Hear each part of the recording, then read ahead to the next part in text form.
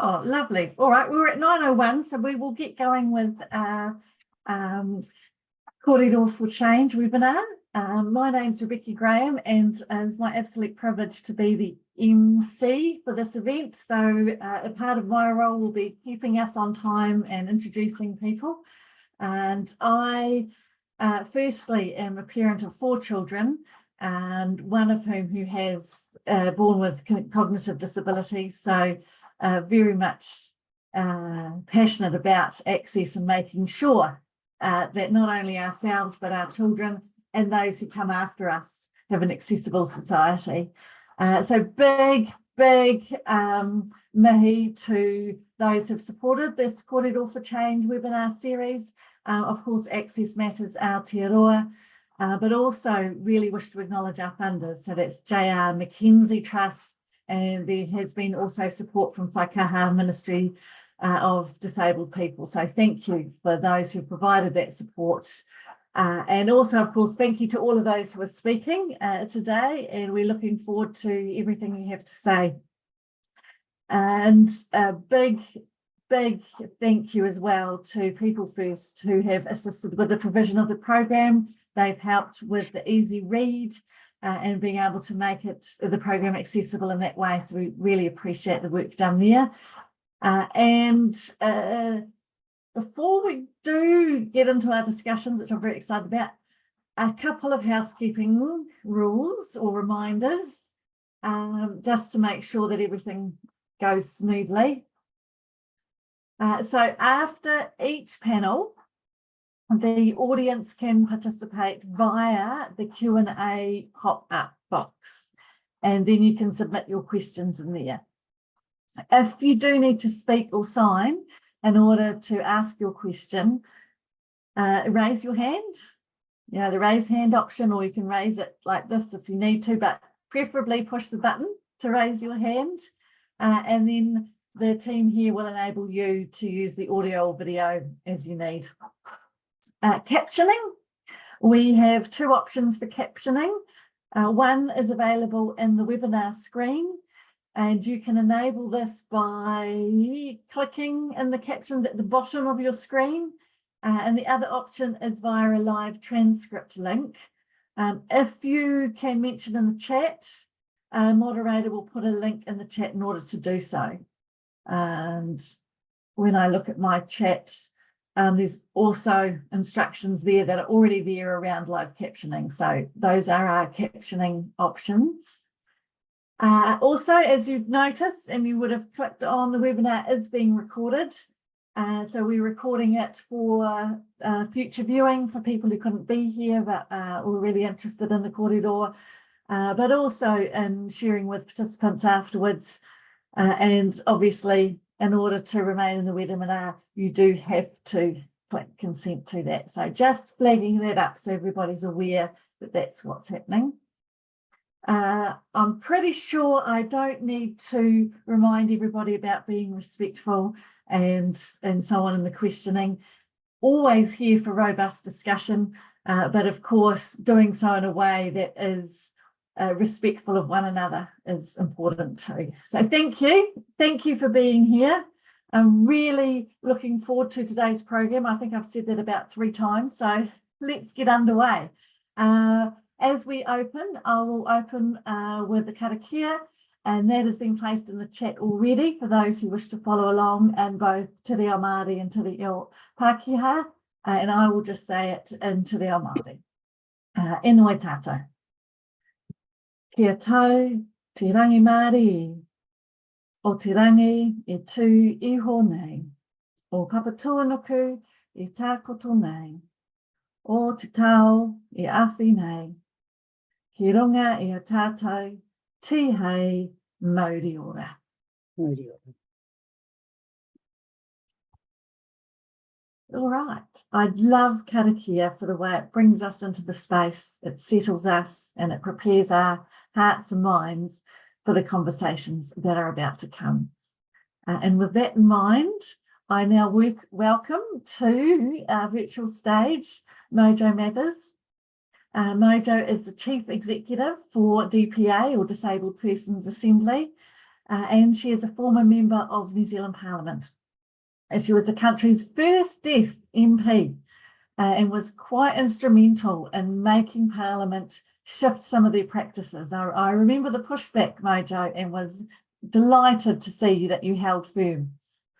Mojo will be setting the scene for our kōrero today, educating us on ableism and giving examples of ableism in the media and communication landscapes. So, kia ora, Mojo, the floor is yours. Thank you. So I am delighted to be able to speak today to a topic that is close to my heart as a disabled person, as a former politician, and as a disability rights advocate. So, what is ableism? And what are some examples of ableism in the media? If you go online, you will see that there are numerous definitions and interpretations of ableism. At its simplest, ableism is a term used to cover discrimination and social prejudice towards disabled people. But the way ableism often operates is by systems focusing on meeting the needs of non-disabled people in such a way that they exclude or marginalize disabled people so that we are not able to participate or engage. By extension, ableism impacts on disabled people's families, whānau, carers, and wider society as well. From my experience, ableism in the media occurs at multiple levels, from the systemic through to the individual.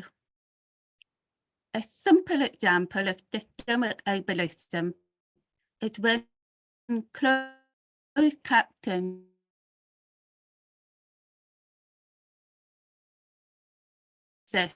by hearing people.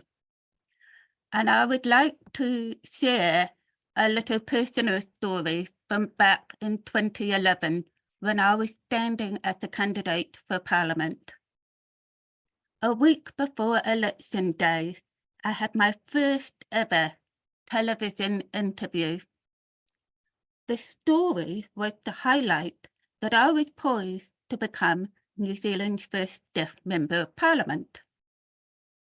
But when it was broadcast, the news item had open captions for when I was speaking, but no captions for the newsreader, the voiceover, and the journalists interviewing me.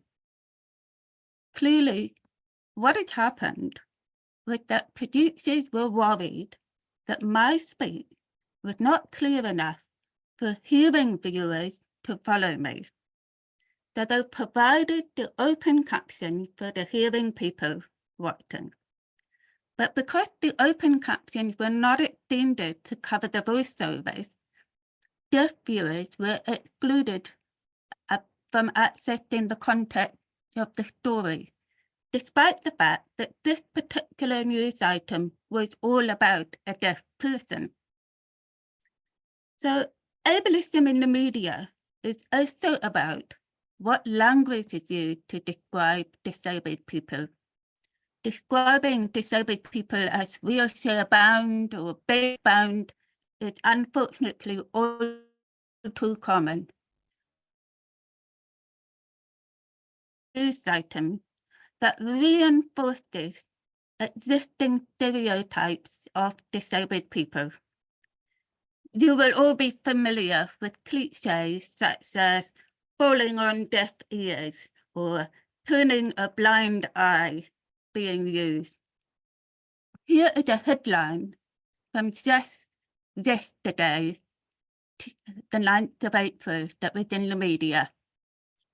Student complaint about Matthew's online exam fall on deaf ears. This is so frustrating on so many levels. Not only is it lazy journalism, It both reinforces negative associations with deafness, and it can make searching for media items that cover deaf or blind people on that platform much harder.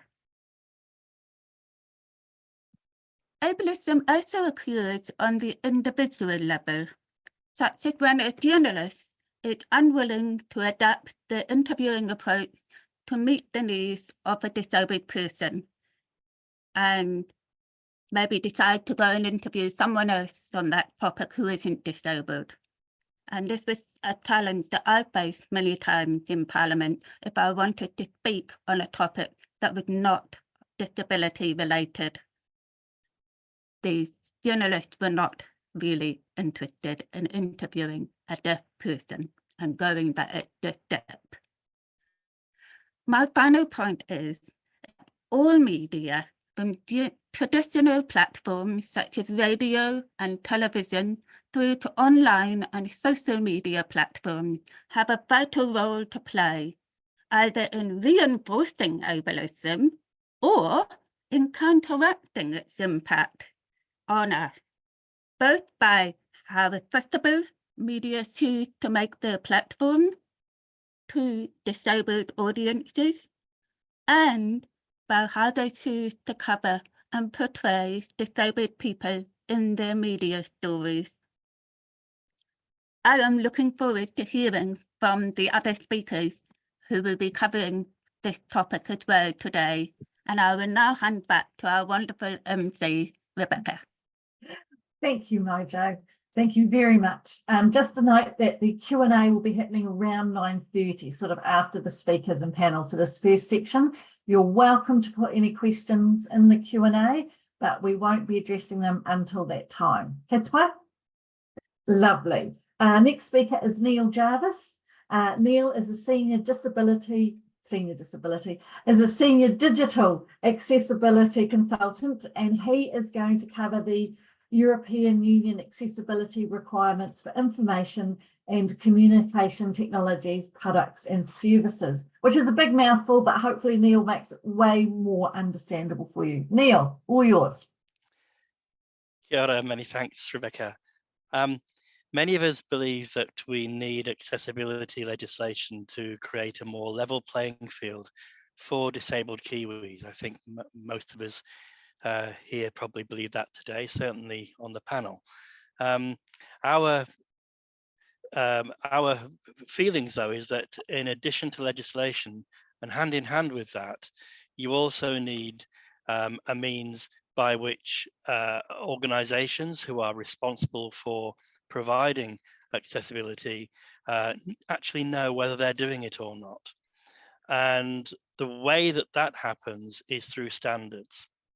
Now, standards are quite verbose, they're quite technical, they have to be because they are designed for people who are able to make things happen.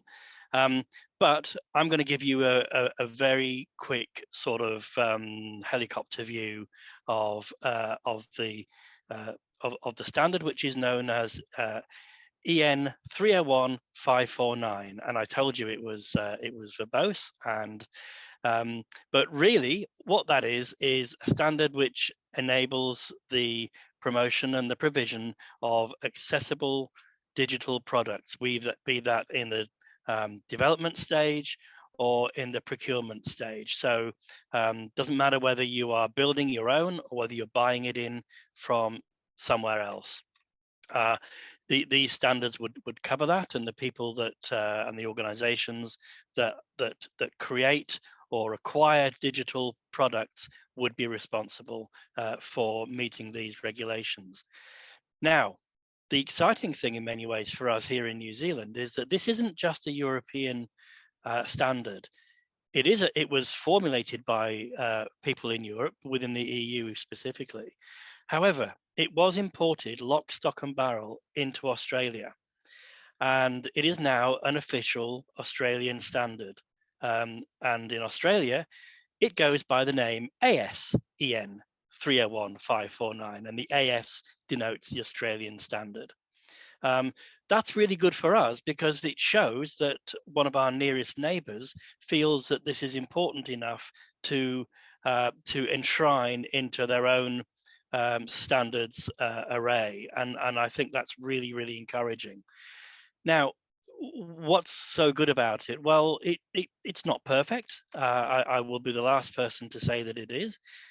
However, it is definitely a means by which we can hold to account the people who are creating content, creating products, and creating anything that impacts on our lives as disabled people. Now, that will include software, it'll include websites, and you may have heard of a thing called the Web Content Accessibility Guidelines. These are the guidelines that help organizations to create accessible websites.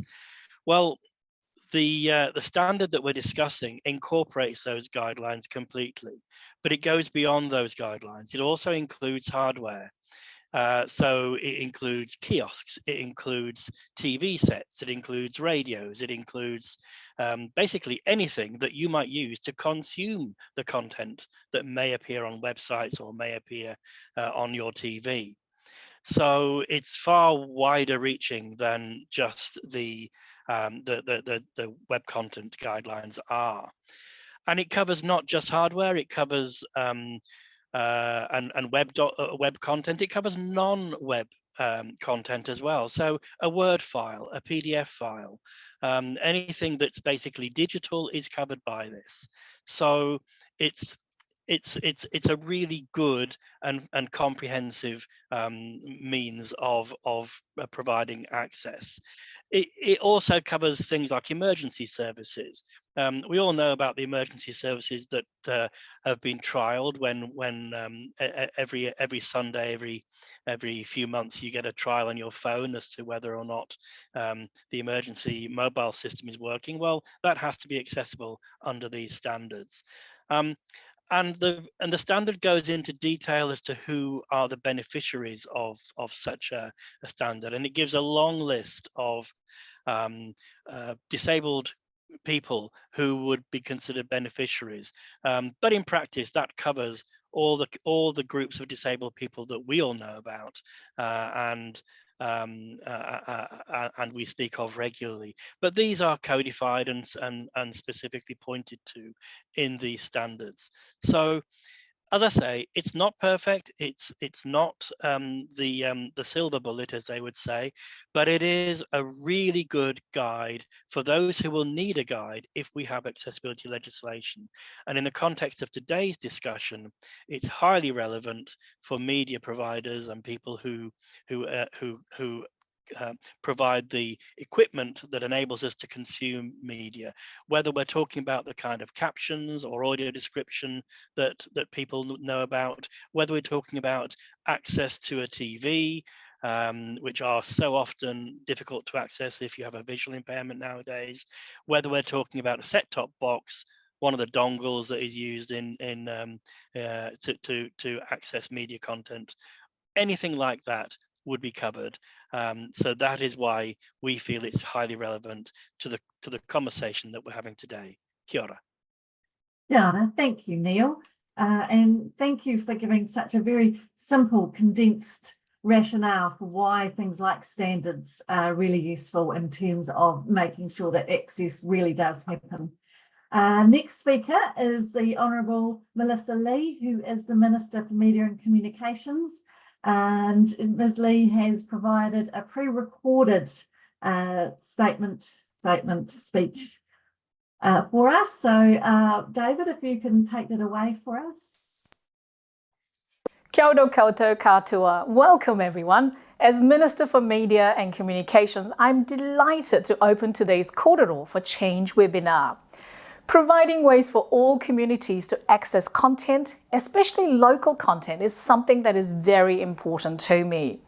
A key focus for me as Minister is to ensure prominence and discoverability of local content and services so that New Zealand audiences can easily find content that is made for and about them. I also feel very strongly that this content should cover topics that reflect New Zealand's cultural, social, and regional diversity, as quality content creates a space for open dialogue and informed discussions on issues that matter to us all. However, quality local content is only as good as our access to it. Access really matters. That is where ABLE's work via government's funding through New Zealand On Air really makes a difference. I know that captioning is used by many New Zealanders. In fact, research from New Zealand On Air's Where Are the Audiences in 2023 showed that 44% of New Zealanders have used captioning while watching TV. It not only aids deaf and hard of hearing people, captioning also benefits young people, neurodivergent people, speakers of other languages, and people watching content on their phones. We know that levels of captioning and audio descriptions are low in New Zealand compared to other countries. This means limited access for those that need it the most. It's important that all New Zealanders have access to quality content. I'm currently working hard to modernize the New Zealand media system, and this will include investigating options to set minimum captioning and audio description levels for broadcasters. It will also look for other ways to ensure New Zealanders have access to the content they need when they need it. I look forward to working with the community as we progress this work. I would like to take this opportunity to say thank you to Arts Access Aotearoa for the Kōrero for Change initiative and for your tireless efforts in advocacy and support. I wish everyone insightful discussions and look forward to hearing about your innovative ideas. Mā te wā. Thank you.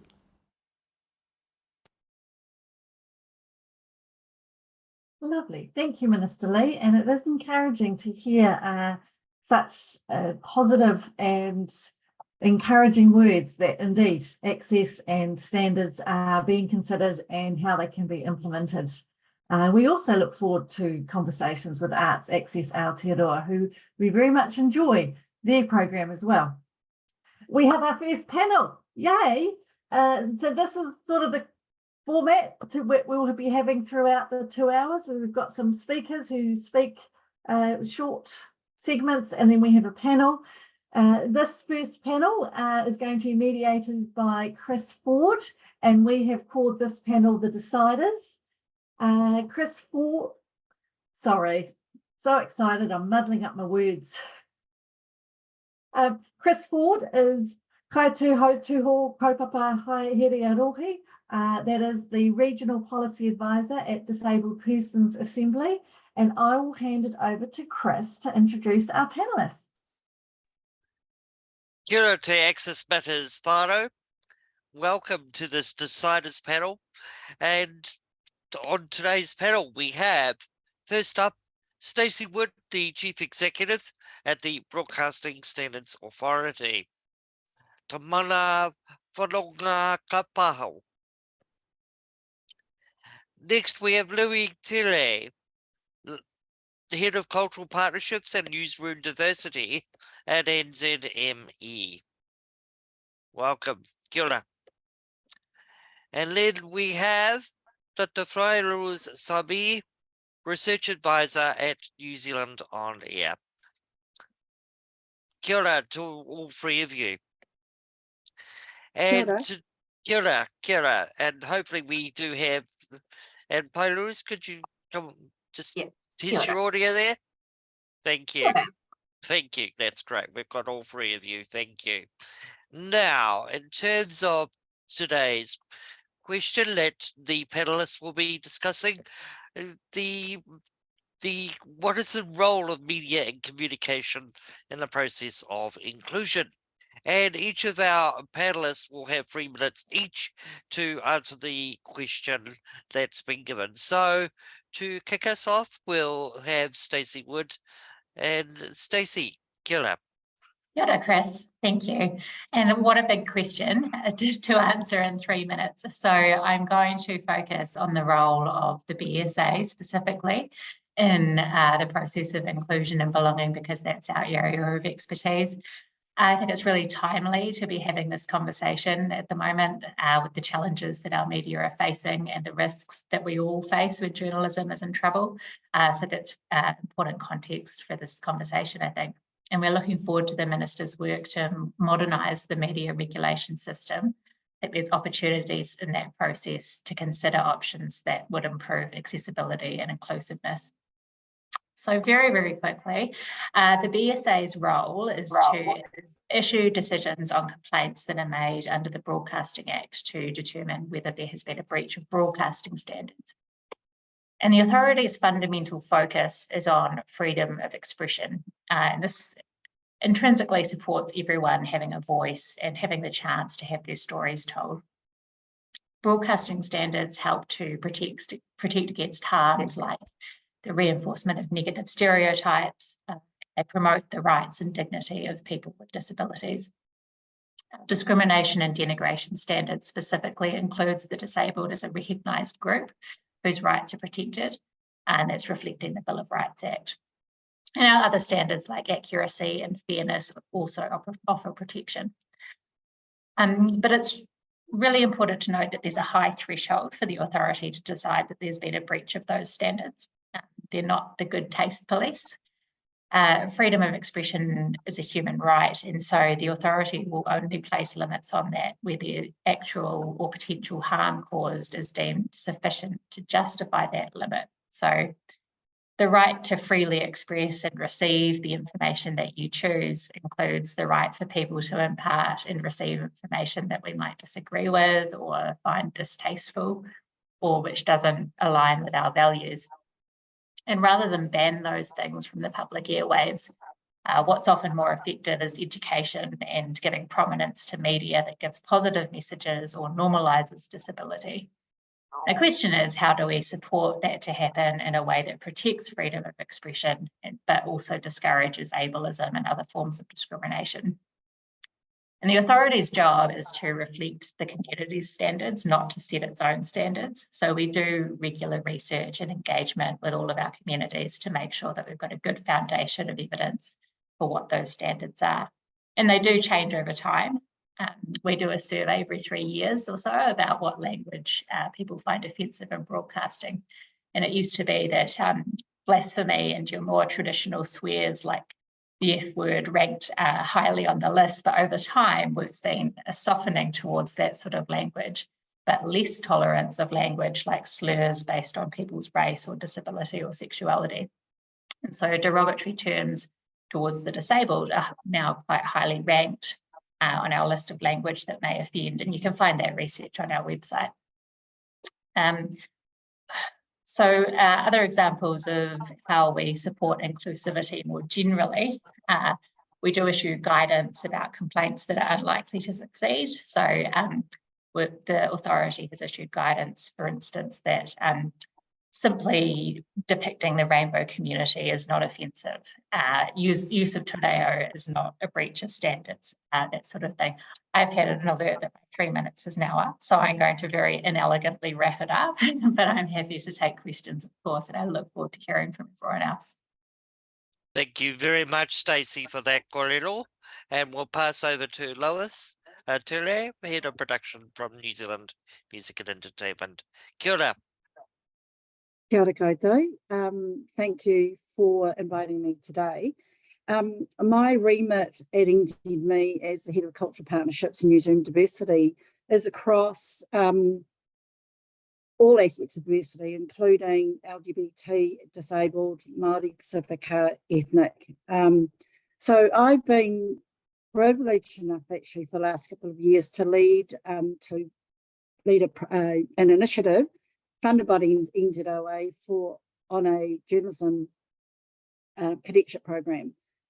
And the cadets have been, we sought diverse voices, including disabled voices.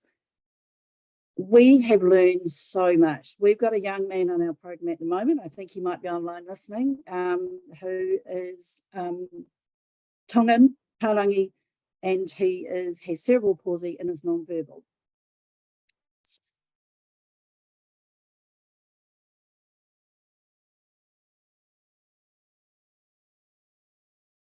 We've lost audio, Lewis, sorry. We've lost your audio there.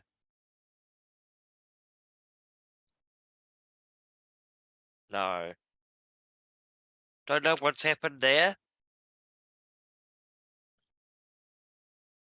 One of these things, unfortunately.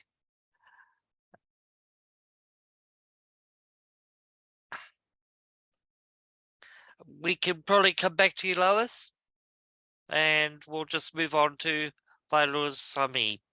Vailo's. Kia ora. Kia ora koutou, ko wheru toku ingoa. Thank you so much for the opportunity to speak on this panel. I feel really fortunate to be here. I wanted to briefly introduce New Zealand On Air, Irarangi Te Motu, by way of responding to the question of the media's role in the process of inclusion, because I think both are inextricably linked to the power of storytelling. New Zealand On Air was established under the Broadcasting Act of 1989, and its primary function is to reflect and develop New Zealand identity and culture by funding content about Aotearoa and New Zealand interests and promoting Māori language and culture. But our act requires us to specifically ensure that content is available for Aotearoa's audiences, with an emphasis on delivering to communities that have historically and sort of continue to be underrepresented in media, including women, rangatahi and tamariki, ethnic and other minorities, and importantly, to the context of this kōrero, persons with disabilities.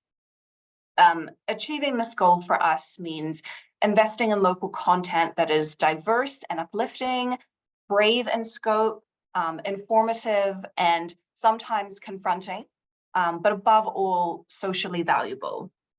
We believe that media and inclusion go together because the media is a constant process of self-reflection and self-realization.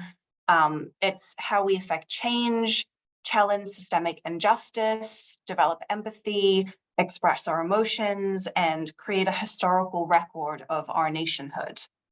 Like other underrepresented audiences, disabled people deserve to have content that reflects the diversity of their lived experiences, acknowledging that the community is not a monolith, and that stories that center or include disabled people, either as fictional characters or as real people depicting themselves, are also hugely relevant to non-disabled audiences. In order to achieve that authenticity and diversity, there needs to be inclusion at all levels of the creative process, not just writers and directors and actors, but also makeup artists and prop designers and key grips.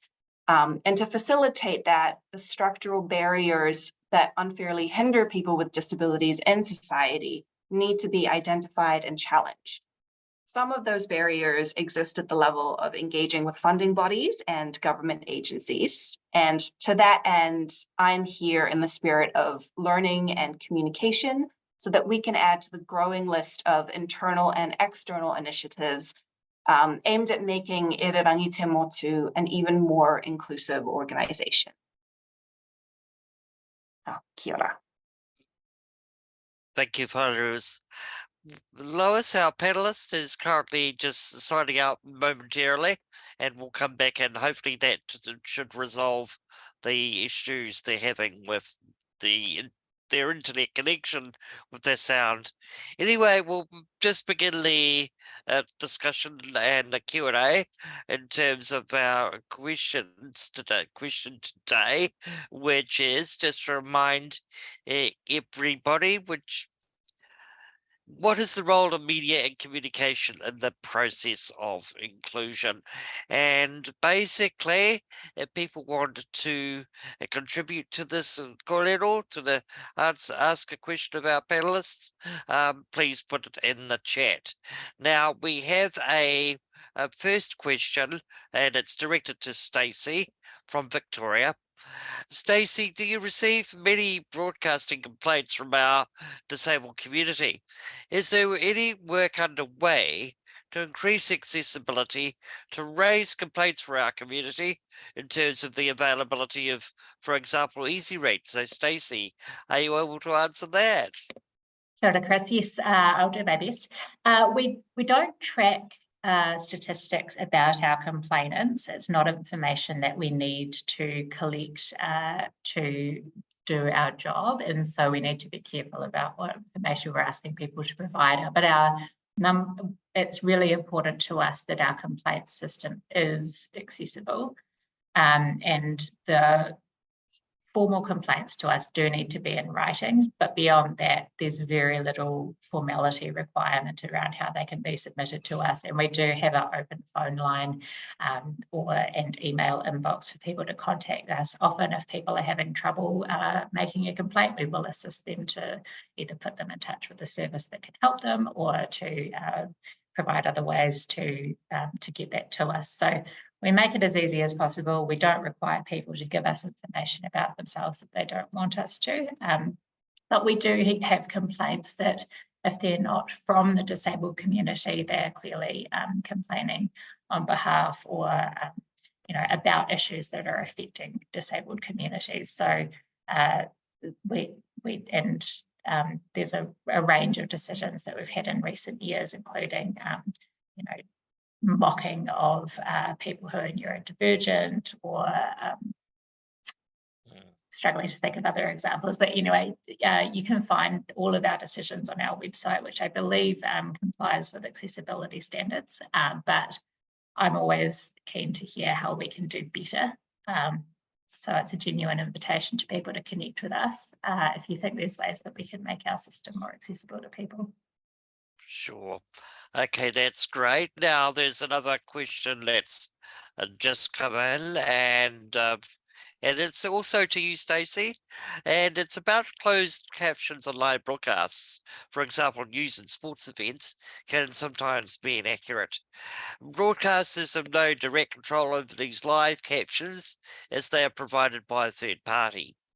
Who would the broadcasting BSA, broadcasting standards, hold responsible if there is a complaint about accuracy or other breaches of broadcasting standards in relation to captions only and not the audio and or visual aspects of the broadcast? That's a rather long question, but hopefully you can answer that. Yeah, hopefully. It's a really good question. Generally, it's the responsibility of the broadcaster to ensure that whatever they are broadcasting complies with the standards.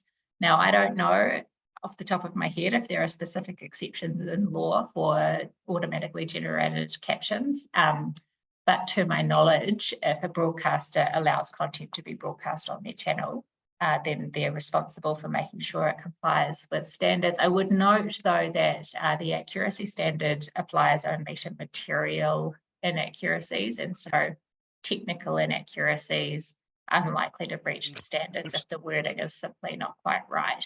It's only if the overall message is affected to the extent people are likely to be misled by those inaccuracies. I do know that and we heard the Minister talk before about work that she's hoping to progress to improve accessibility of media, and I believe that includes work around captioning and audio requirements and standards. So I guess watch this space. Thank you for that, Stacey. Now we have Lois back with us. Lois, are you able to? Can you hear me? We can indeed. So you may continue where you started, and we're just started the Q&A, but anyway, we'll have your presentation now. Okay. Kia ora. Kia ora. I'm sorry about that, everybody. I guess, so we have a cadetship program, journalism cadetship program to bring more diverse voices into the industry. It's probably, I would say, it's been a bigger learning curve for us in the industry. We've learned as much as what we've hoped we've learned, taught them. But one of the things we talk about in our program is safe spaces, and being able to, in the media, have spaces that are safe for those diverse voices. I was saying we've got a young man who is Tongan Palangi, has cerebral palsy and is non-verbal. And look, honestly, he teaches us so much about the way we approach ableism. To me, it's a bit like what we're guilty of often, which is unconscious bias, and being called out is important, and for us to take that on board. But the program has been, we've had other disabled cadets in the program, but you know, the main thing is that they're not disabled. Their superpower is who they are, whether it's their ethnic identity, their cultural aspects, and rather than being a disability, what they bring is unique and what we don't have in our newsroom. So part of the challenge for us as an industry is being able to step away from the way we recruit traditionally and to be able to look past the traditional check boxes of what we look for in journalists and look at what people bring that we don't have already. And you know, I'm hoping we're making some progress in there, but I will say we've still got a long way to go. But, you know, thank you for being part of this corridor because it's a really important one.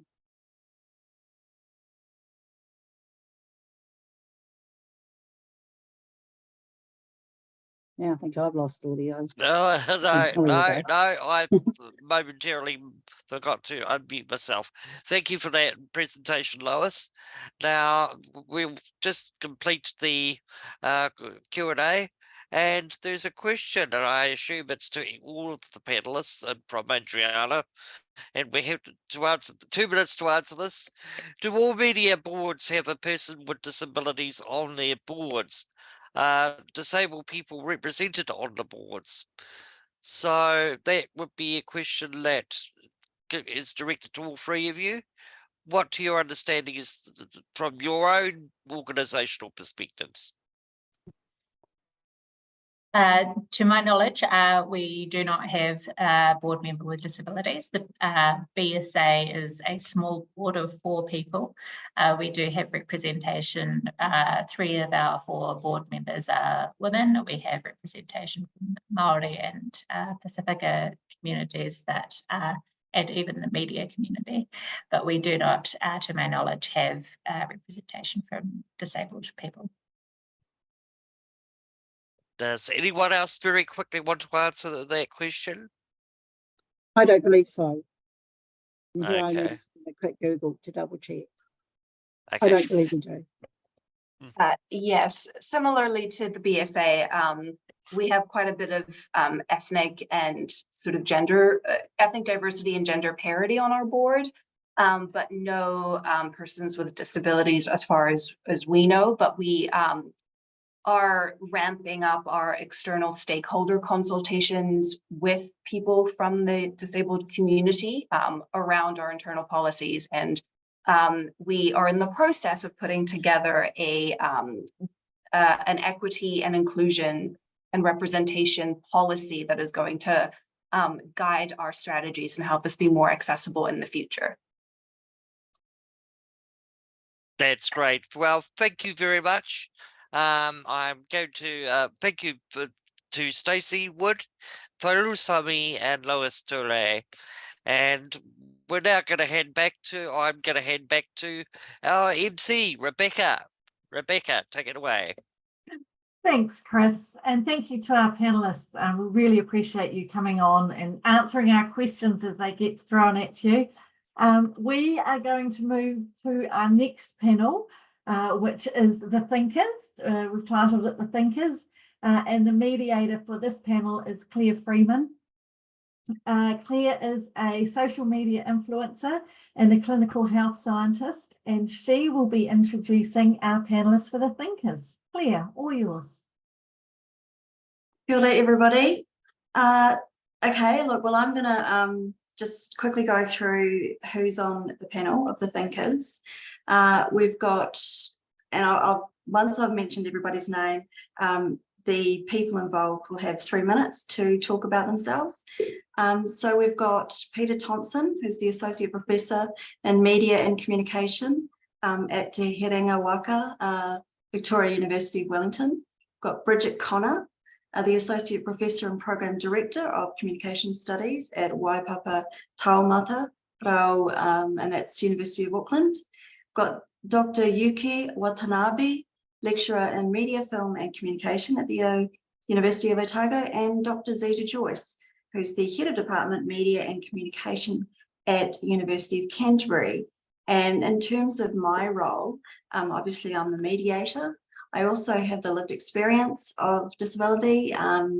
I sustained a spinal cord injury at the age of 17 from a motor vehicle accident where the driver fell asleep at the wheel. So I've been on the game for about 30 years with this, and have learnt a lot. And I often say I wouldn't change a thing. I'm currently completing my PhD. I've got about a year left of that. And yeah, I'm very much a stirrer, I guess you could call it. But anyway, let's return to the thinkers. And Peter, would you like to start with a 3-minute intro of you and yourself? Atamare. Thanks very much for having me here. I'm not quite sure why I was invited, because I certainly don't consider myself an expert on media and disability. But I hope I can just put a bit of an overview on some issues that we might like to consider in relation to the media. We were asked what the role of media and communication is in the process of inclusion. And I think really I'd like to start with the question of exclusion, because the media certainly play a role in the construction of the prevailing categories, imaginaries, the discourses, and the social scripts that define ability and disability. And those constructions obviously have consequences: political, economic, social. And for me, I think we need to look at 3 dimensions of the media in relation to this.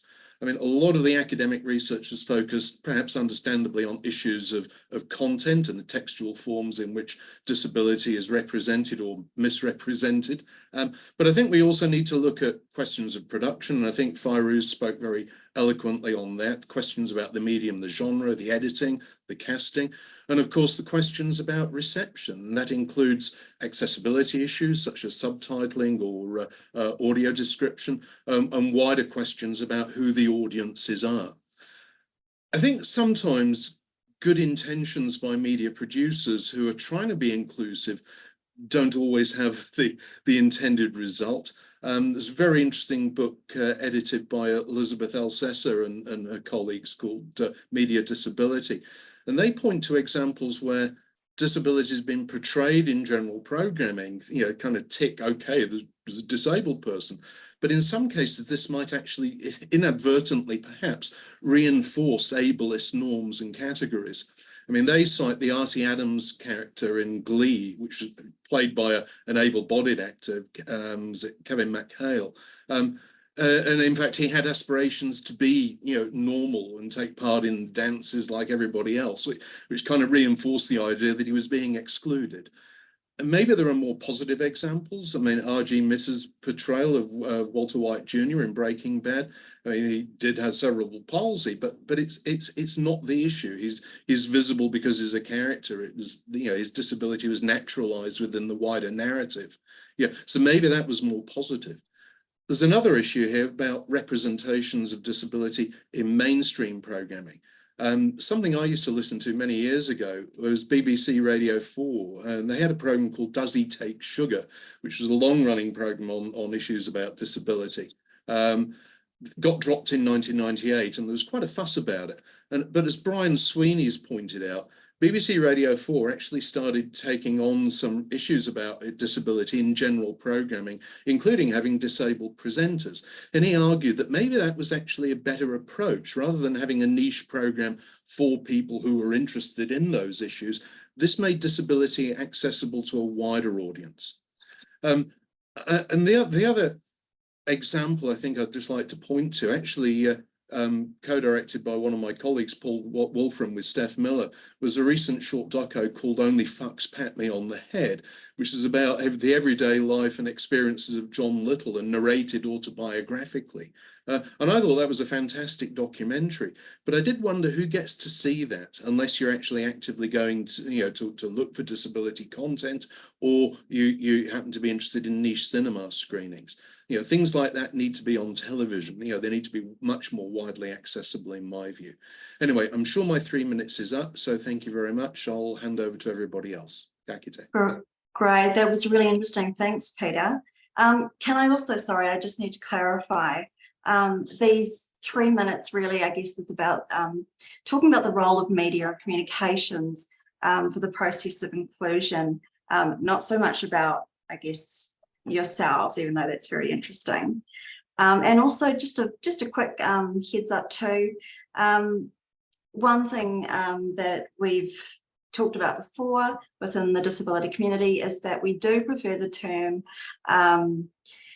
not so much able-bodied, we like non-disabled, and yeah, because we find that sometimes able-bodied can be implied as something that is more ableist, which can be quite difficult. But if we can just roll on to the next person, which is Bridget Connor. Would you like to just talk to us about your ideas about the role of media and communications and the process of inclusion? Kia ora koutou. Thank you so much, Claire. It's wonderful to be on this stellar panel with my fellow thinkers. I'm going to time myself.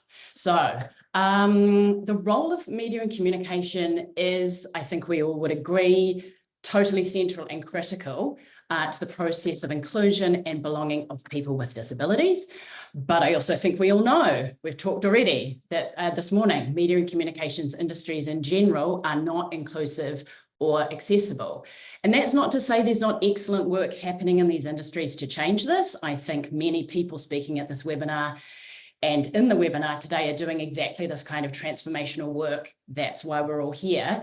But, you know, I study in general employment and experiences of working in these industries. And we know from many studies, these are industries which are routinely exclusive and really can be quite harmful, sexist, racist, and ableist. In 2021, the English writer Jack Thorne delivered the McTaggart Lecture at the Edinburgh Television Festival. In that speech, which I really recommend you look up if you can, he called out the whole of the UK's TV industry for its, quote, deplorable prejudice against disabled people, unquote. He said that not only is there a scandalous lack of representation of the lived experience of disability on screen, even though 22% of the population in the UK is disabled, but also that his colleagues within the industry who live with a disability faced what he termed a daily barrage of utterly disgraceful working conditions, unquote. I went and just had a quick look around to see, could I find any useful snippets or information, data about what's going on in Aotearoa, New Zealand. I found a few little snippets, and if you will indulge, I'll just give you a few of those. Firstly, New Zealand On Air has collected data about the disability status of the key creatives involved in the production of New Zealand On Air projects since 2021, which is excellent. In 2023, 1.6% of those creatives reported that they had a long-term impairment that restricts their participation in everyday activities. In their 2022 report, that was 2%, just to give you the difference.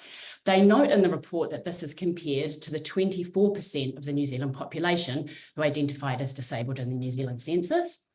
In a 2019 report, the New Zealand Film Commission talked to people working in the film industry, and those who identified as living with a disability reported much higher rates of bullying, either from colleagues or from people in senior or more powerful roles. And in the 2023 Creative New Zealand study, a profile of creative professionals in Aotearoa, disabled creative and arts workers were found to be paid less for doing their creative work than their non-disabled counterparts, and they were far more likely to report suffering from things like burnout. Now, again, I'm sure this won't be very surprising, and what's really important to say here is that we still don't have much data, so that's my kind of final point. Firstly, we really need to know more. And I think people have been asking this in the chat. For example, simply how many people who live with a disability are working in the media and communications industries in New Zealand? And for those who do have a disability and are working in these industries, what are their experiences? Are they reflected in the few statistics I've just mentioned? Have they felt supported and valued in these industries and in particular roles? Have they been able to build sustainable careers and tell the stories that they want to tell? I think we should really be asking these questions, those of us who are the thinkers, and of course also the doers and all the other people we hear from today, and get the answers so we can figure out how to change things for the better. Kia ora. Thank you. Thank you, Bridget. That was really enlightening. And, you know, you've made some really interesting points. Just to reiterate, Jack Thorne was the name that was mentioned with regards to there's something you want to look at, maybe on a podcast might be available. And absolutely, you know, you bring up some brilliant points, Bridget. There are a couple of people that I know that are in the media or communications business, very rare. And when we do get into the business, such as a wonderful young woman who is a wheelchair user, Olivia Chivos, I think, sorry, her name is, and she does some brilliant work, but she is very much a lone wolf within the industry that I'm aware of. So definitely needing some more, just some more input and stuff in the industry itself. Anyway, apart from that, let's go on to the next person. So we have, just on my list here, we've got Dr. Yuki Watanabe. And would you be able to just give us a sort of rundown of what you feel is, I guess, important with regards to the role of media and communications for the process of inclusion? Yeah, thanks, Claire. So I'm going to focus on the representation part. Of course, you know, as everybody else mentioned, accessibility as well as production process is significant because, you know, I believe media representation is what shapes the public understanding of the disability. And media representation, you know, when we put together some story about the people with disability, basically I built on the 3 models of disability, which is a medical model with, that disabled body is something, to be, cured. And the social model, which is more of based on the social construction of disability, and the human rights model, which kind of conceptualize the human rights that's shared all people rather than, the ability of one's body. So a conventional representation of disability in the say literary works has been based on the medical model aligned with the concept of disability as a narrative processes. But according to this framework, disability serves as an essential component to drive the narrative, unfortunately. And then it's frequently employed as a stock of feature of like a characterization and often inviting the stereotypical representation. However, this is a lot more complex. For example, I think a lot of people watch the Stranger Things. That's a popular Netflix series. And the character 11 is kind of more represented as more complex, representing her struggle with her special power, but she was a hero that drives the kind of narrative altogether. So that's one of the things we need to watch out in terms of representation. It's a quite complex process. And what we need to be aware is that the stereotypical representation could affect the public perception. And also, if you consider the intersection of disability with, say, gender, race, and social class, there are evident connection between the more or the minority status. For example, there is a study of the analysis of the women with disability in the Japanese drama, and representation of those female characters are more associated with femininity, powerlessness, submissive, compared to the male characters with disability who are more of the proactive driving and problem solvers. So there are that kind of nuanced representation associated with the body is, in a subtle way, 3 minutes, affect the meaning of the public perception. So I think we need to look further into the detail of how this representation of person with disability associated with other compounding factors, for example, class, gender, race. Done.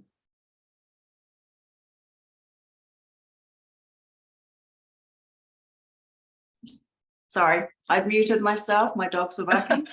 Sorry, my timer kind of disturbed everybody. No, that was really interesting. Thank you, Dr. Yuki, for that. And, there's a lot of interesting things you make there. There are definitely a lot of points. One in particular that I can think of is when we talk about programs on TV, for example, there's a very popular one and it's called Undateable, and it's about people with disabilities dating. I was actually asked to go on it, which just made me furious because, there is this whole discourse around being undateable and having a disability, and I really felt that it perpetuated that. And when I asked the producers about it, saying, why don't we just call it dateable? They said, well, that would sort of take away the allure of, I guess, the sort of freak show element of what disability means to many people anyway. But look, that was really great. Thank you so much for all your input. Are there any questions or comments regarding? Sorry, Claire, Dr. Gisa Joyce still needs to speak. Oh, sorry, what was that?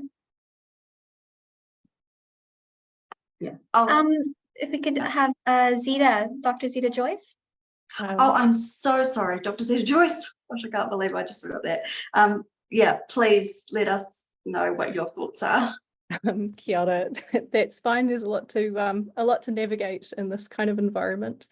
So I'm very mindful to not make this about myself, but I did want to say that when I was first invited to this, my instinct was to say no, because I felt I didn't have anything to add. And so I took that then as a prompt to challenge myself to participate, because what the invitation and thinking about this panel and the question highlighted to me was how invisible disability is in many ways in media and communication research. And there are a few people doing really, really actively creating the field of media and disability, most locally, I guess, Jared Goggin at the University of Western Sydney, who's done a lot of really wonderful work in researching disability and media technologies. But it's made me really reflect on the absence of disability in most media research I read. And so if we're thinking about representation in media, we've got a lack of representation in media research and many gaps and spaces that require an awful lot more work, as Bridget pointed out, in terms of, for example, the role of the experience of people with disabilities and working in media.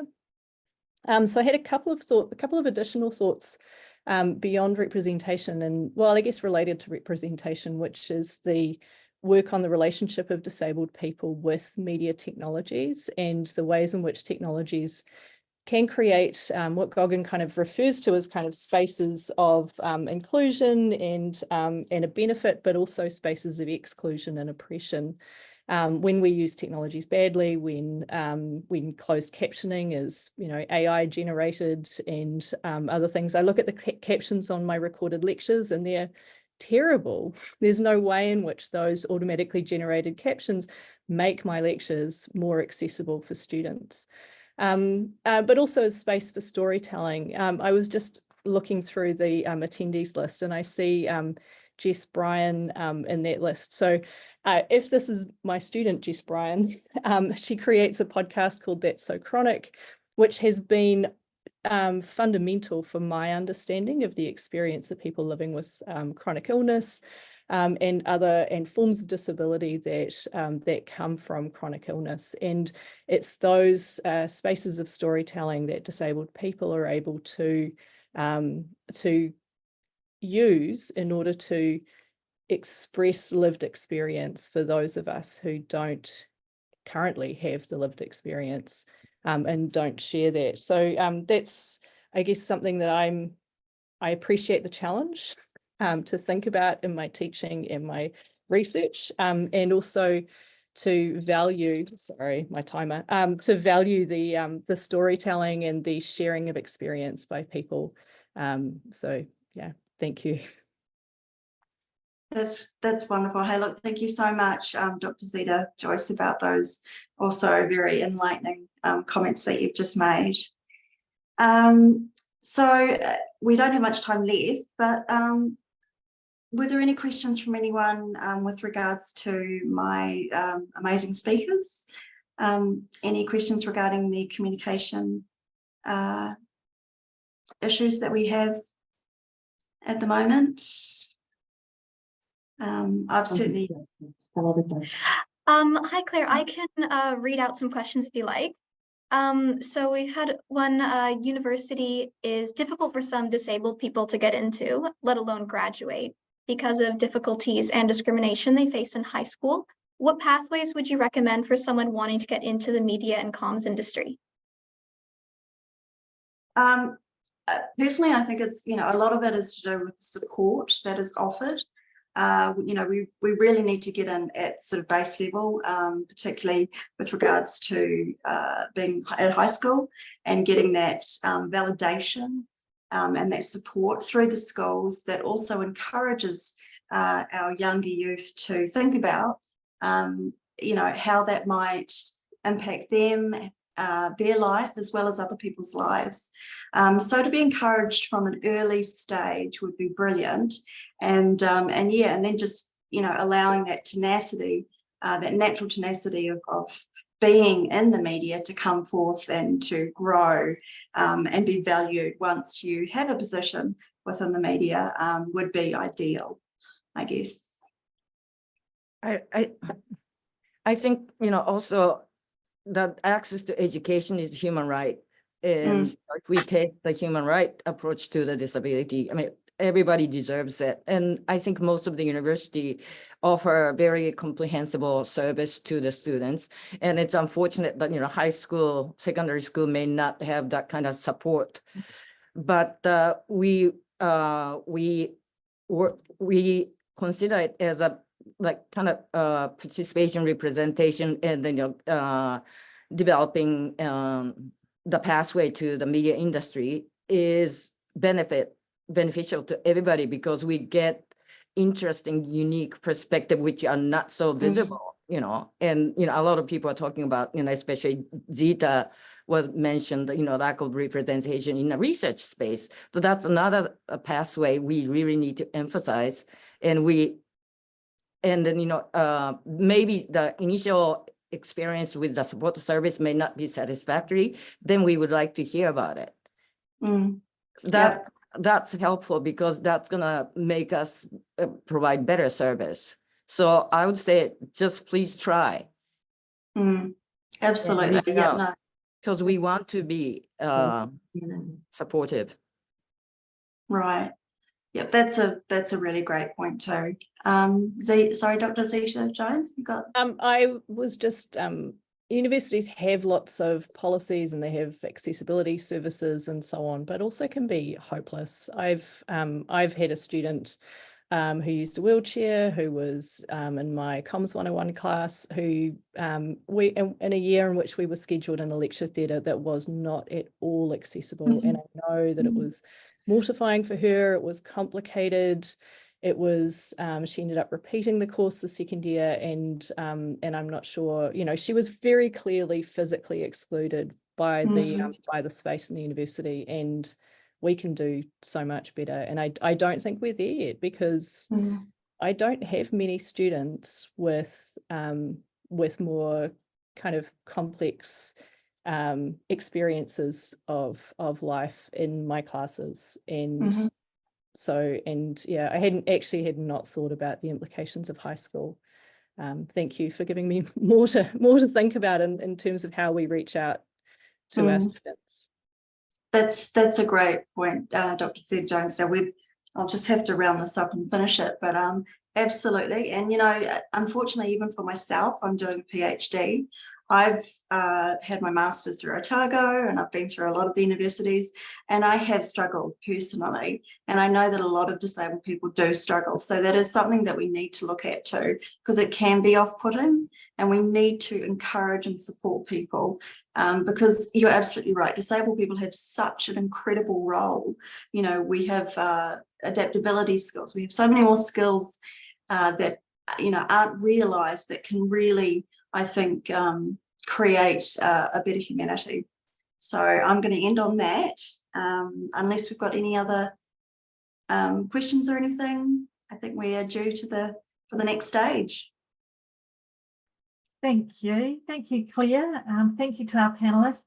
And just a note too, if you put a question in the Q&A and we haven't got to it live, we will actually be sending all the questions out to the panelists to answer, and then collecting that information and sending that out with the recording link. So not being ignored, and they certainly will be answered, just we might not be able to do it in the time we have live. So please do keep popping your questions in there. There's some great questions coming through. We move now to our third panel. So this panel is titled The Creators, and this panel will be mediated by Juliana Cavallo. And Juliana is the Access Matters lead campaigner, and she has been an absolute driving force in Access Matters and making sure that we have the funding to be able to produce this event. So it's lovely to have you as a mediator, and I am really keen to hear from our creators. Juliana, all yours. Kia ora, Rebecca. Thank you very much. I think we're having a little bit of reverberation here. Okay, so let me introduce you the creators. We have Robin Scott Vincent. She's the CEO, founder, and creative leader of Attitude Pictures Limited and AttitudeLive.com. We have Megan Willem, Chief Content Officer at Radio New Zealand, and my dear friend Elena Ashimbayeva, founder of Storio. So let's crack on, 3 minutes each. We can start with Elena. You have 3 minutes to talk about what is the role of media communication in the process of inclusion and belonging. Kia ora, everyone. Thank you, Juliana, for my introduction and also for having me here. Well, I'm coming here with the perspective from running a community platform called Storio. Storio is a storytelling platform where I share stories of women, gender diverse people, and other marginalized folks in New Zealand. And I feel like there's been so much amazing insight already through those panels that I've been listening to. And I was like, oh my God, what can I contribute that is different or interesting or, you know, and so what I was thinking about is maybe talking about the perspective of a creator and the learning journey that the creator goes on. I think sometimes we talk about creators as this potentially like faceless sort of organizations or channels or brands that either get it right or get it wrong. And so what I wanted to talk about is sort of the journeys that creators like me, I guess, do go on, maybe should go on as they create, and how almost like storytelling, the act of storytelling in itself and creating of media or whatever we want to call the storytelling artifact is a journey of change in itself, to people who are consuming but also creating or part of the work. So I guess I was thinking about when I started Storio, it was just to interview my friends, everyday people, about their challenges, their celebrations, their, you know, just everyday things that I feel like we don't really share much in the media. It's usually either what I call success porn or trauma porn.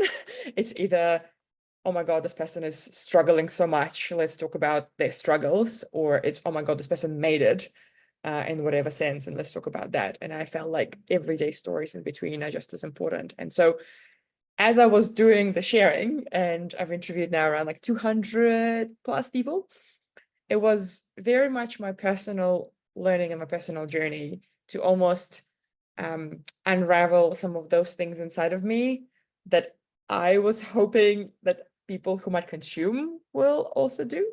And so, you know, from a small perspective of community, I wanted to share, like, it was sort of made me think of my personal responsibility to get into that learning journey and also maybe to share it, not in like a hero learning journey, because I hate that. I feel like it should be a humbled every day, how can we do better? And so representing people for me in storytelling wasn't ever about, hey, you know, you are neurodiverse, or you're in a wheelchair, or you are Black, whatever the marginalization is, and tell me about it. It was almost never that. It's like, tell me about dating life, or tell me about your passions or hobbies or career stuff. And if something comes up for them that is related to their, you know, being in the wheelchair, related to being autistic, related to being, you know, a refugee, sure, that can come up. That's of course people's life, but it was very much like, how do we represent the humanity of people first? I think we talked about that before in the previous panel, the humanity first, and if something comes up related to that, great. And so I feel like I was very much on my own journey, and I'm still very much on my own journey to learn about how to do better. And through being like, I guess, a humble learner, giving people opportunity to teach through different ways, not necessarily like, I'm going to tell you what to do, but just through them sharing their story is such a huge, wonderful, enriching teaching experience. And we don't talk about that enough, like how enriching and wonderful it is for creators' perspective to partake in that. Okay, I'm already over 3 minutes, so I will stop here. Kia ora. Kia ora, thank you so much, Helena. I will pass the word now to Robin. Morning, everyone. So quick snapshot of my background. I actually had a son with a very rare syndrome and severe learning disability, and came to this after a long career as a news journalist and then a documentary maker. I'd also been in the enviable position of attending Mount Roskill Primary, Intermediate and Grammar, which was the first school in the country to have units for disabled children. And so I came through fortunate to have an awareness and to be around disability from a very young age. And that's one of the things that I think we need to understand, is that change is incremental. And as someone who works in media, I want the participants here to know that most people who are journalists come to the career because they want to represent people accurately. So they start with good intent. However, there's a whole lot of things that happen and challenges within making content, and also within the skill set of what is currently available to media operators. So we've made 700 programs across 20 years. And that's been phenomenal because New Zealand On Air has had a total commitment to what we're trying to achieve. New Zealand On Air backed us to establish the Attitude Awards. And the point of that was to showcase success of disabled people, to make sure it was not perpetuating stories about people complaining or negative kind of positions in their lives. And so everything we've done has tried to be from a positive perspective. I know that that's not the experience people have in their lives, but we're trying to bring people to the table and to the conversation.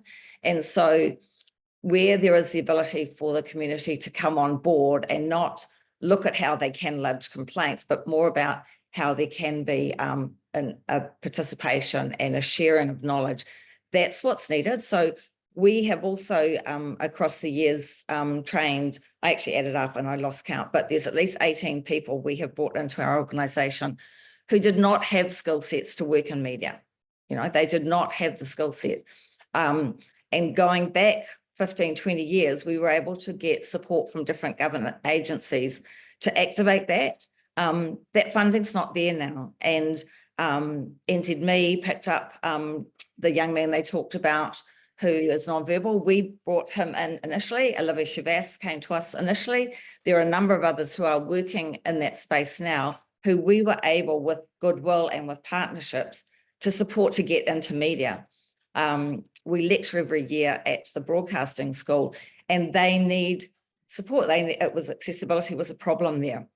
So it wasn't the unwillingness of the institution to take people into their program, but there were other factors down the line. I think the great thing is change is incremental, and I think we are making change, and I would hope that people acknowledge that.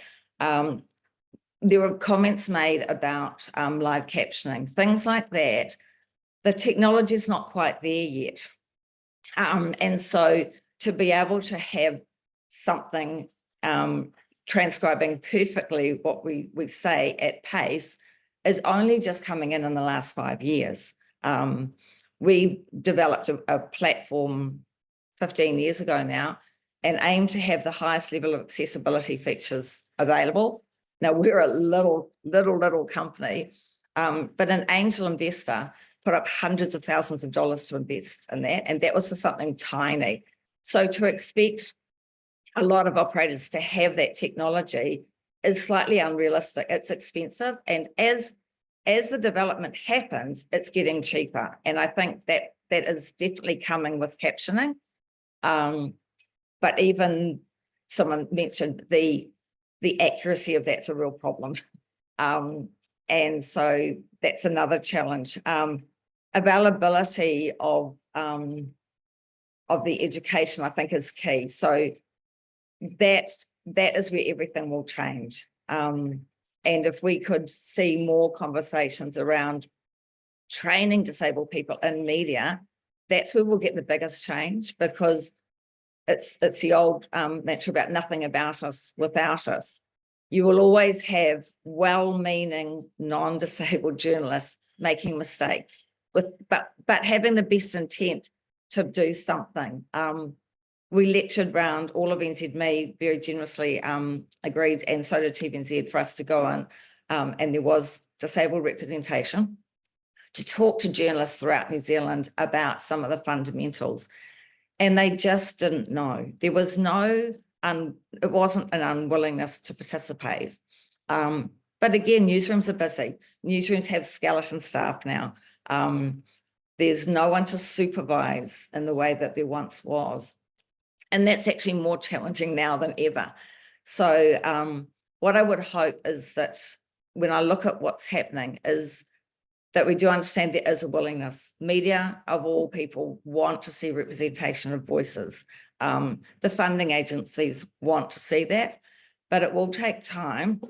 And it's about young disabled people wanting to go into media and knocking on doors. You know, I mean, I had one young woman again this week. Unfortunately, we have no funding to be able to support her, but I'm going to go back to her father because I've been digging around to find out who else might be able to. But we're still at that kind of, I would almost call it like the sausage sizzle scale. I think it will change, but maybe in 10 years from now.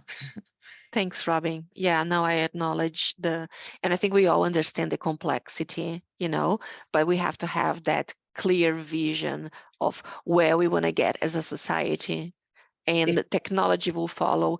And I truly believe as well in what you say, you know, that we need to occupy spaces.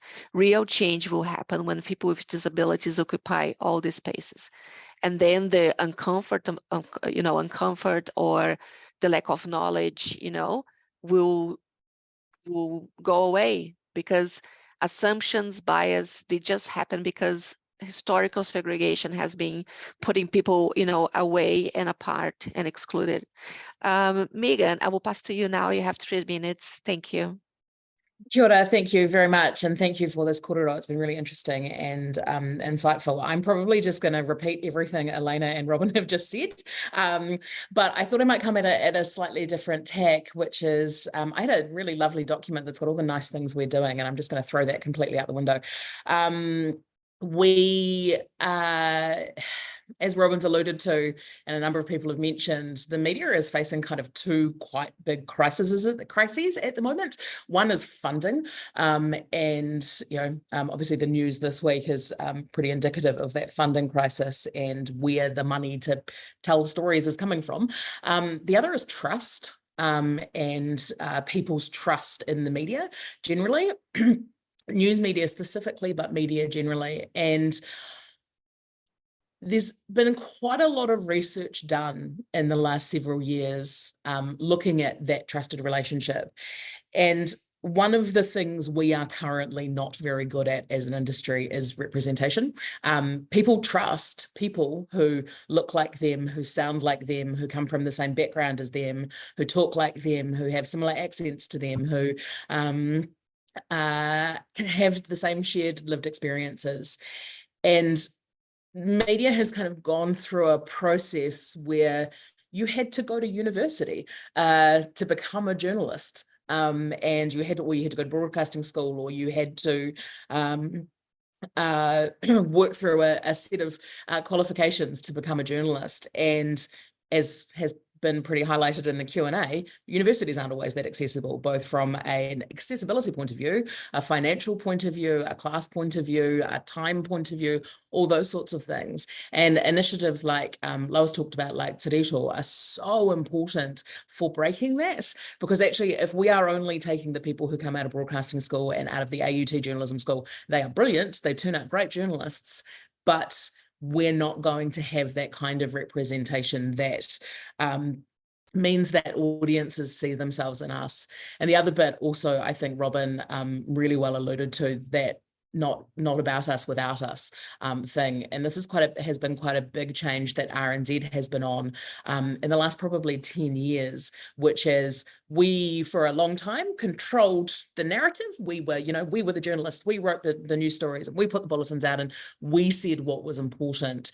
And actually we're not the guardians of that. We're the guardians of our editorial policy, we're the guardians of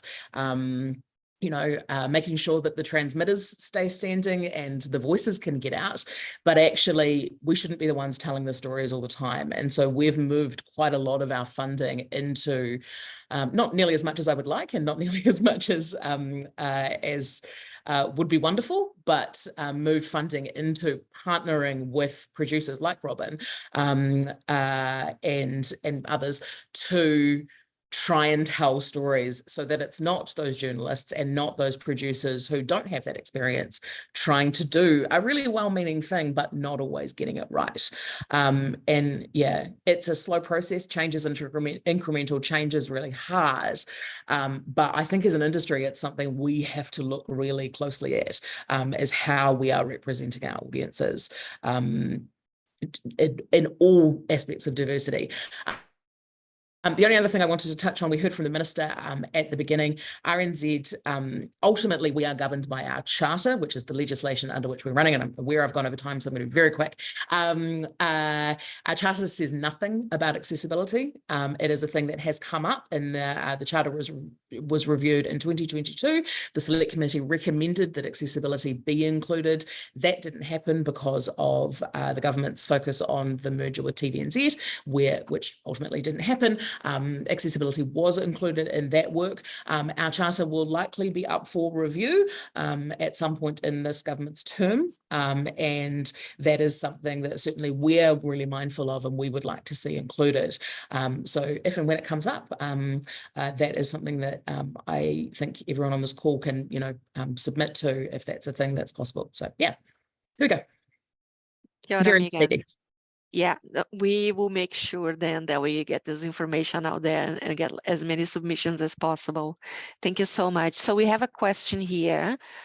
With the building pressure on news media and journalists, funding, job cuts, program cuts, lack of plurality, the busy culture of newsrooms, do the panelists have any thoughts on how industry can adapt to build authentic relationship with different groups and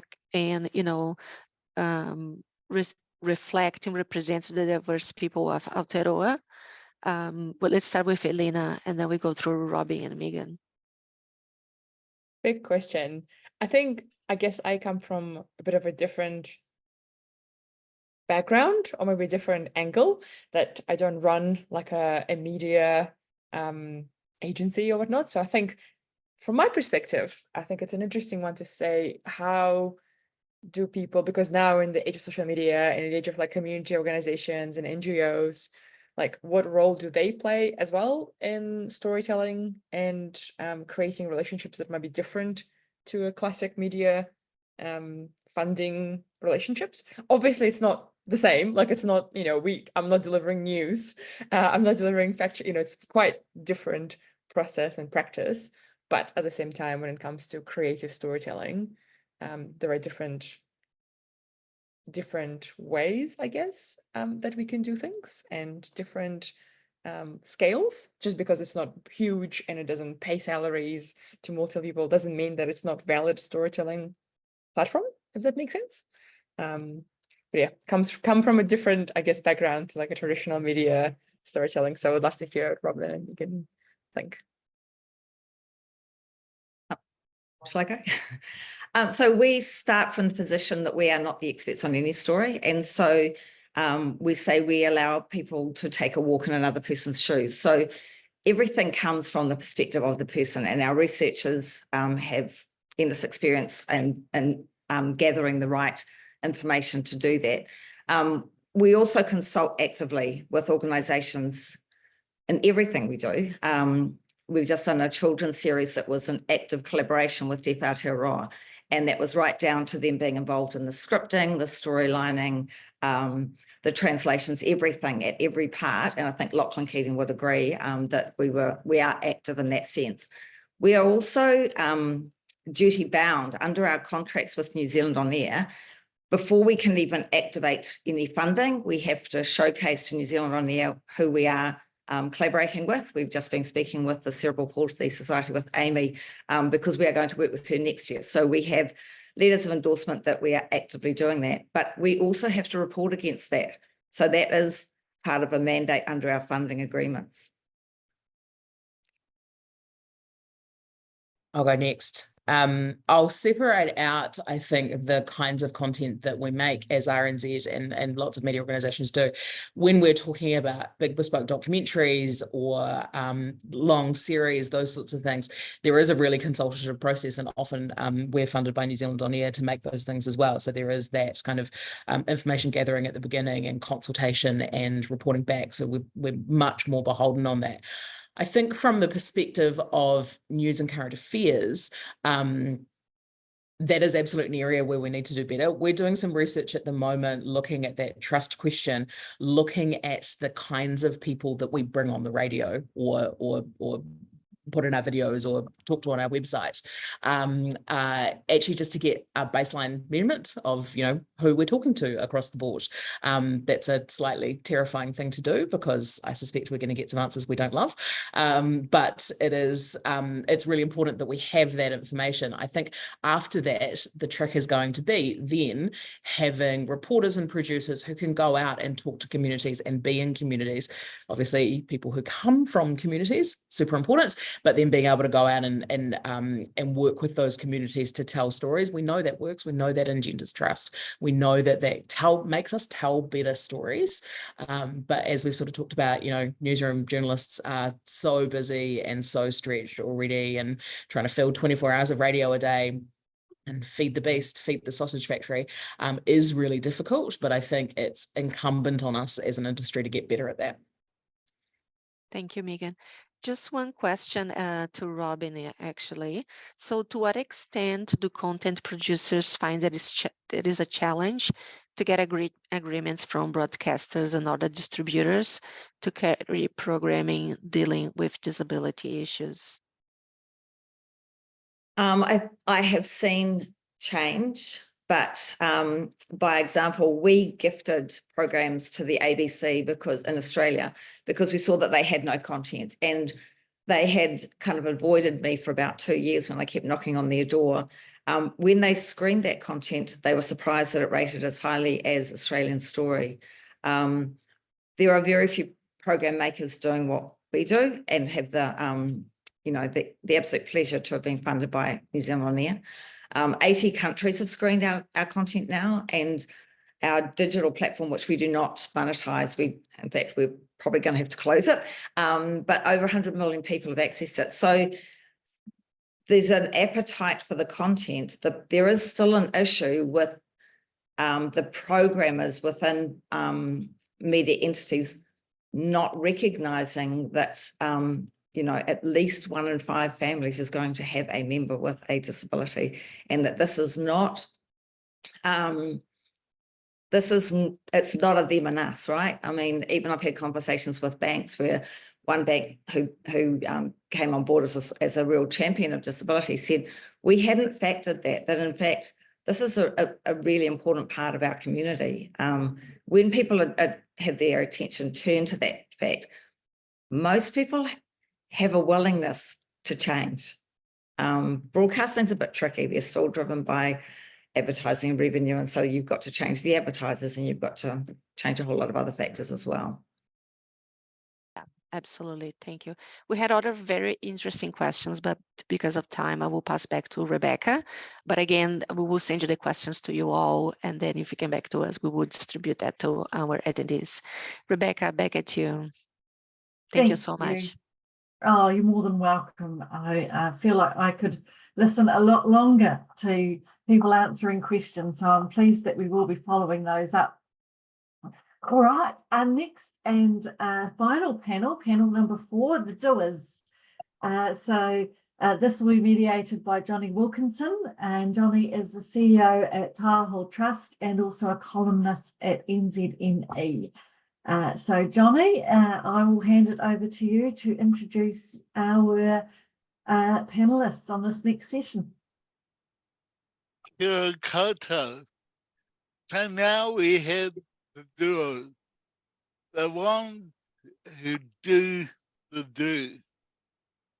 We have reporters and journalists from the spin-off Stuart Snowman and Karen Williams from the staff. We have 2 TVNZ journalists and 3 Go reporters, Caitlin Aldrich and Joe Higgins. Our homage to you both for the terrible recent news about Go. So, as you all know by now, this is about how the media and communications, what is their process in being inclusive? Why don't we start off with you, Caroline?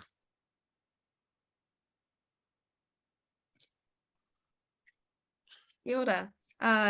Thank you very much for inviting Stuff to be a part of this really important kōrero. So yeah, big shout out to Access Matters. I think, so our job as responsible journalists is to really understand what it is that we're publishing. And a big part of that is making sure that we're not publishing harmful stereotypes or othering people. And accurate portrayal of disabled people is not something that we've been good at in the past. And that's in the same way that we, have contributed to harmful stereotypes of Māori. And it's really important that when we're writing stories, we're portraying people in the way that they want to be portrayed. So for example, this has been discussed today already, but, making sure that we're not making it seem like disabled people can't live happy lives or, inspirationalizing them. I was a bit apprehensive about appearing as a panelist for this kōrero because I know myself as a journalist, I've not been perfect at covering issues about disability, and I've definitely made some mistakes. Mistakes including, using ableist language and just a general kind of overlooking of having disabled voices in my stories, not stories about disability, but just, general news reporting, stories that don't have anything to do with disability. So I think what I've learned is, we definitely shouldn't shy away from covering disability issues because we're worried about getting it wrong. I think, this is really, that's not constructive to increasing inclusion in the media. And as, people have already mentioned today, no matter how good our intentions are to better include people with disabilities in our coverage, we're not going to make strides in this space until we've got newsrooms that better reflect the makeup of our society, and that includes having more disabled voices. I guess there's this old adage in journalism that journalists must quickly become experts in the topic that they're covering. And without, personally, without a lived experience of disability, I cannot possibly offer fully informed coverage that represent the needs of the community. So, I think something that we should be doing is, you know, making journalism a more accessible career path. We know that education is not always accessible, and one barrier we could look at removing, and you know, this is something that Stuff is looking at, is removing the requirement for journalists to have a communication qualification. You know, this rule, I guess, could be excluding people who have diverse perspectives, who could be great journalists. That's my 3 minutes up. But yeah, thank you very much for this really insightful kōrero. I've definitely learned a lot today. Kia ora. Thank you, Caroline. Yeah, so writing about disability is quite nuanced, and I've always faced the balance and trying to be quite detailed about what the issues around disability, and at the same time portraying a normal life with all the things and errors we all have. Stuart, how about you, lead off? Well, firstly, again, thanks for having me here. And also, as has already been said, you know, it's a pretty tough or big week for the whole media industry in New Zealand. So, you know, massive shout out to my media colleagues for being here as well. To the question, I think it's really as simple, or it should be as simple as leading by example. If the media are telling stories about people from specific communities, then it should be our role to reflect back to a wider audience the language and the thinking of that particular community. And as has already been said by one of the panelists, it's sort of about putting yourself in someone else's shoes, even if you may not have that lived experience yourself. And the media hasn't always got this right. It's a constant work in progress. But I think the simplest way of thinking about it should really be that the media is there to mirror back what we've been told by someone we've spoken to, by someone who's allowed access to be spoken to, and reflecting that back. And if you think about the way Te Reo, for example, has become more and more commonplace in media, a lot of that comes down to interviewing someone who uses a Te Reo phrase and a journalist having this, you know, the sort of instinct to, rather than translate it to English, because that's what we may have traditionally assumed everyone would want to hear, simply reporting back the exact words that were used by the person we've spoken to, and potentially, if we think we need to, including a little definition so people can learn what they may not have already understood. And I think that same approach can and should be used with any community. If someone we're interviewing uses a particular term or turn of phrase and that is, you know, specific to that community, we should report it back, at effectively, you know, normalizing it, making it sure that people who are listening to what we're reporting understand it and realize that it's not scary or different like they may have previously thought. But like I said, we haven't always got this right. And we still clearly don't. I think the media has a really powerful role to play in sort of subtly shifting the way that society thinks about certain issues like this. And there is sort of a duty of care, I guess, to the people that we are interviewing, the stories that we're telling. But I really just hope that people think we're doing an all right job, and also know that we're always receptive to feedback and to better ourselves, because sometimes we just don't know that we've done something that we shouldn't have, and it's always a good learning opportunity. And you know, journalists are usually pretty good at taking on board that kind of feedback. But again, just thank you for having me, and yeah, shout out for this important conversation. Yes, you raised quite a good point about your interviews, people using Te Reo. It makes me think of a lot of news stories about inequality, where the reports on health inequality for Maori or Pacifica, or the gender pay gap, but disability is never reported on the minority who faces inequalities. Have you got any ideas about how journalists could proactively hunt that side of the story down? I mean, I think part of it comes back to what has already been said about the industry itself. And I think that it would be important for the journalism industry to grow and to not just be the same old voices and same old people that have always been doing it, and to allow new journalists with new lived experiences and new backgrounds to come in. And I think that will make it easier for stories that may potentially be untold otherwise to be searched out without necessarily waiting for them to come to us. But I mean, it's a big one. It's a tricky one. Sure. Thank you, Stuart. So, Caitlin and Jill, I see you're a two-person team today. Over to you. Thank you, kia ora. Yeah, so Fairgo is in a privileged position in that we get people writing into us from all walks of life. So we're off to a good start even then. Fairgo is a problem-solving program. And so we've always dealt with disabled people's problems in the same way that we have dealt with non-disabled people's problems. In this sense, we're all the same.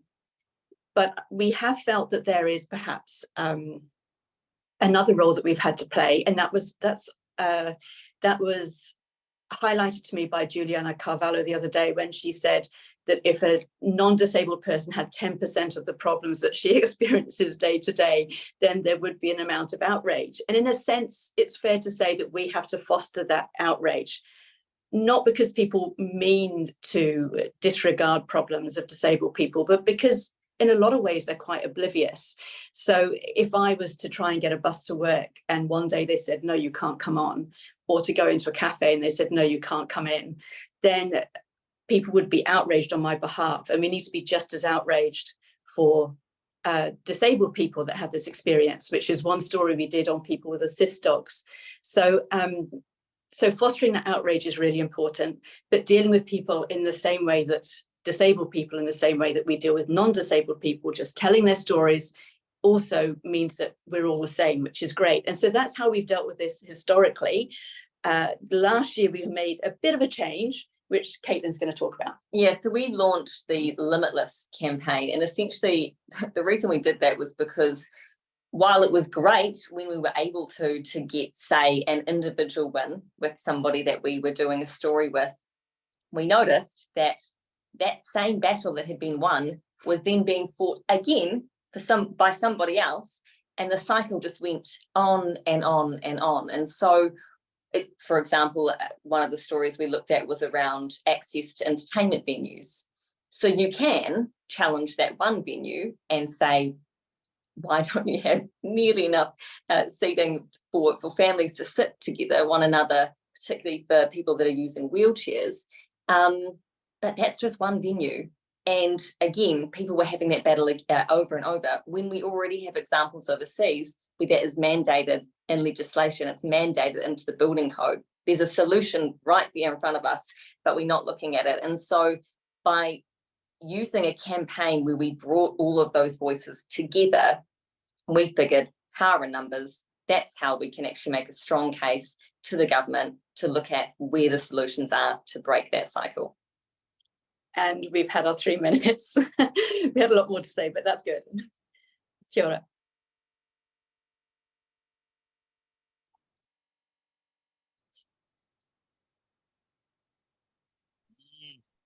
I'm just looking at the questions and the answers, and there haven't been any recent ones. Here's them. Something with more. Sorry. So one's just come through.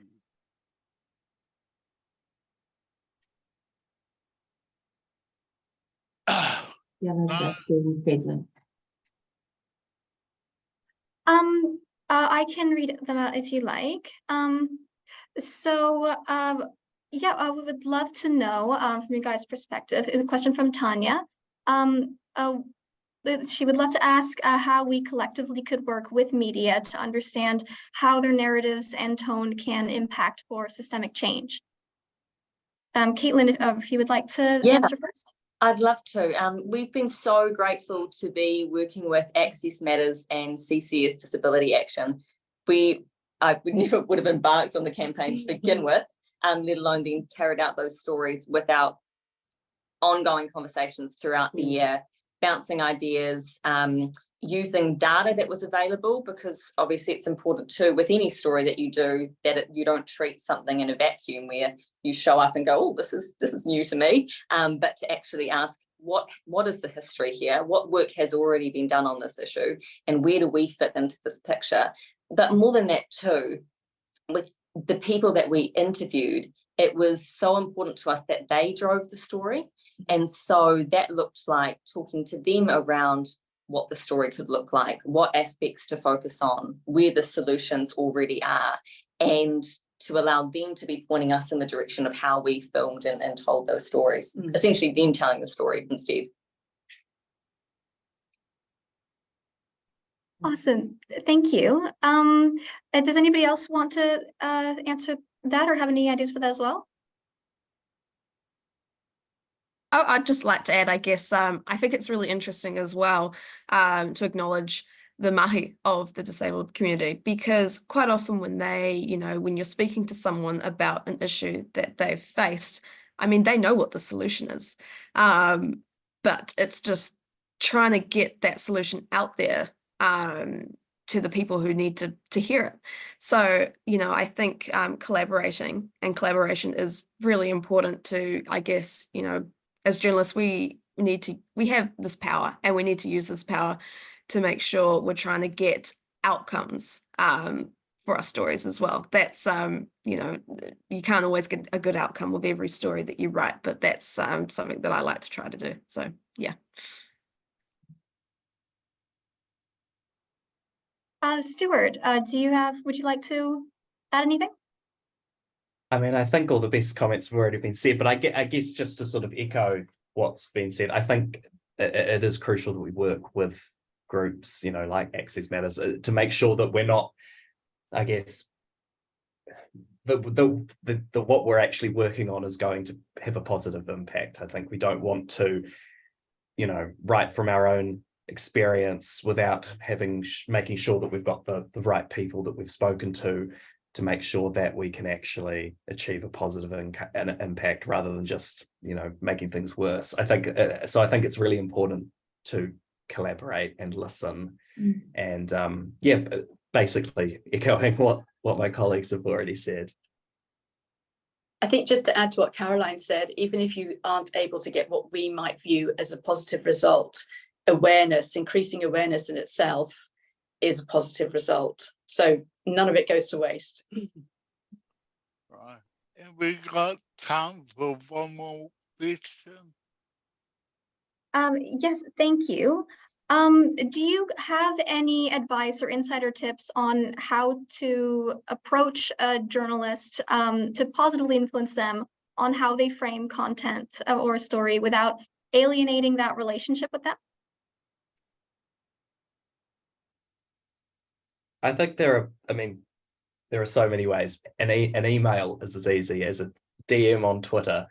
I think we're really keen to hear about our work, not for any sort of vain, self-indulgent reason, but just to make sure that our work is doing what we set out to do with it. So, the amount of times that I'll write a story and I'll get feedback on Twitter or in an email that's both positive and negative, and the positive stuff is great, you've done a good job and it can inform how you go forward, but the negative stuff is just as important when it's actually about an important issue and it's not just someone having a go at you for being biased or left-wing shills. Yeah, I'd say it's undoubtedly we're all really receptive, really keen to actually learn and grow in our jobs, and that it's really important to hear from people that have lived experience, and it's simply a way of how you say it, really. So if it's constructive, then that's great. And that's all it needs to be. Constructive criticism will be taken on board really well. Caroline, anything to add to that? Yeah, I'd just like to tautoko what my colleagues here have said. You know, journalists are really receptive, and you know, we actually rely on hearing from people in the community for all our work. And you know, drawing from my own personal experience, you know, every time I've been told, you know, hey, you've used ableist language in your story, or this isn't, you know, this, you could have framed this better. Every time I've had feedback like that, it's been something I've remembered, and you know, I'm pretty sure that, you know, I'm never going to make that mistake again. So yeah, I just think, you know, the most important thing you can do is reach out to us, or if you don't want to approach the journalist, you know, approach the higher ups. It'll get to us. But yeah, journalists are really receptive. We want to do better, and you know, we can only know what we're doing wrong when we hear from the community. All right, thank you very much to the viewers, and all of this in your future work.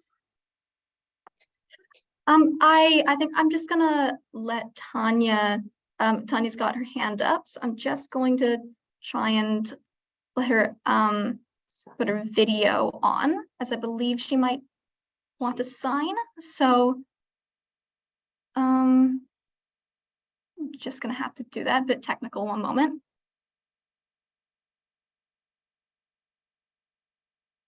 Okay. Tanya, if you'd like to start your video, one moment.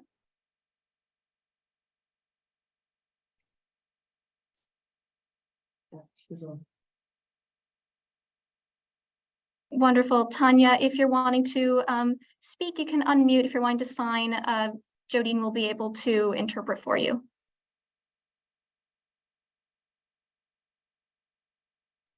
Hello. Shall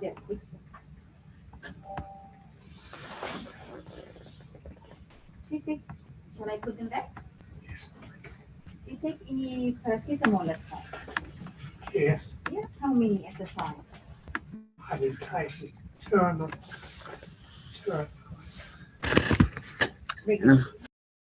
Hi there. My name is Tanya. I'm deaf, and I use New Zealand Sign Language. I've just been watching all of this information, trying to take some notes, and yeah, I've been trying to capture all of this information. It's been really good. Been watching and keeping a note of the Q&As as well. It's been a really interesting conversation. Lots of different questions. I've found it really fascinating. There's so many different issues. Talking about feedback specifically, how can we help you to do your work working in media? How do we as the public, myself as a deaf person, how can we access you? What's a tool that we can use? Can we via text, or how do we communicate with you? How do we respond? I'm not sure how the system works. I'm really keen to communicate. I'm really keen to build a relationship and offer my perspectives. But if you could help me understand how I could build that relationship, that'll be really helpful. I think it's hard for any of us to speak for each other. We can speak for Fair Go, where there has been a Fair Go email that is open to the public to, they can write their opinion, they can write questions, they can send us their stories. And that we get about 400 emails a week, and we read every single one. So yeah, that's been an amazing tool to connect us with the public. And so we're very open, and I'm hoping that will continue. As you know, it's a very interesting phase that we're going through, but hopefully that will continue. Otherwise, personal emails online. Yeah. Got mine up on, yeah. I think we've probably all got a social media page, but I appreciate that's probably not as easy to necessarily track down. Yeah, I would just, hi Tanya, I would just say the same. at Stuff, we have Video communication. Do you have any way of connecting via video if we were to use New Zealand Sign Language?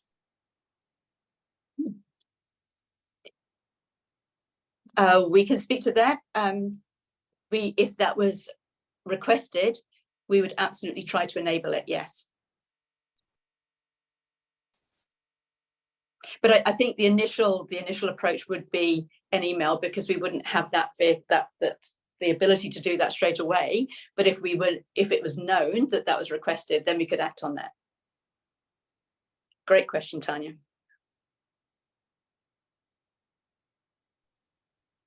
Great, so that's something you could set up. That would be fabulous. Thank you.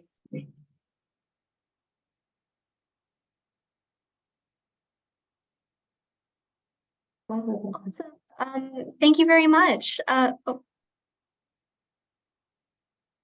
thank you so much, Tanya. I really appreciate it. I think that would be the closing of this particular panel discussion. Rebecca, would you like to come back and deliver your final thoughts? Sure, thank you so much. Thank you. A really big thank you, of course, to all our speakers and our panelists for participating, for sharing your thoughts, for being present today.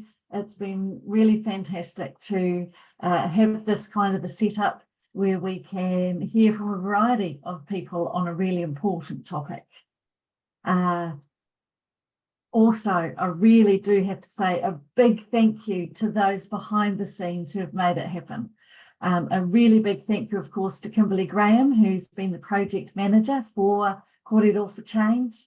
And a big thank you to Juliana as well, who's been our lead campaigner. That's been fantastic work there.